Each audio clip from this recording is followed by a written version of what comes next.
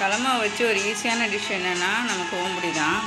அதை நம்ம இப்போ எப்படி செய்யலான்னு பார்க்கலாம். ஒரு சின்ன எண்ணெய் எந்த டம்ளர் எடுக்கிறோமோ ஒரு டம்ளரில் கடலமாவு எடுத்துக்கிட்டு அதில் 1/4 டம்ளர் எதில் எடுக்கிறோமோ அதிலே அரிசி மாவு 1/4 டம்ளர் எடுத்துக்கிட்டு அதில் போட்டு மஞ்சத்தூள், உப்பு, பெருங்காயம், ஓமத்தை மிக்சியில் அடிச்சுக்கிட்டு கொஞ்சம் தண்ணி ஊற்றி அடித்து வச்சுக்கணும்.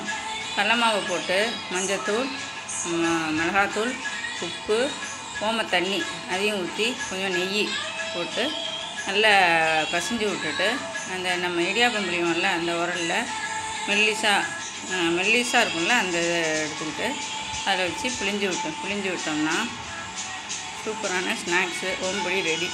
இப்போ நான் ரெடி பண்ணி வச்சுருக்கேன். அதை நான் இப்போ காமிக்கிறேன் உங்களுக்கு. அதை ரெடி இந்த மாதிரி பொறன்னு சக்கை வர அளவுக்கு இருக்கும். அதை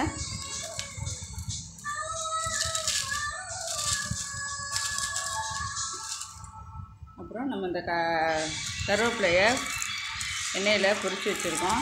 அதையும் இதில் மேலே போட்டு சாப்பிட்டோம்னா சூப்பரான ஓம்புடி ரெடி.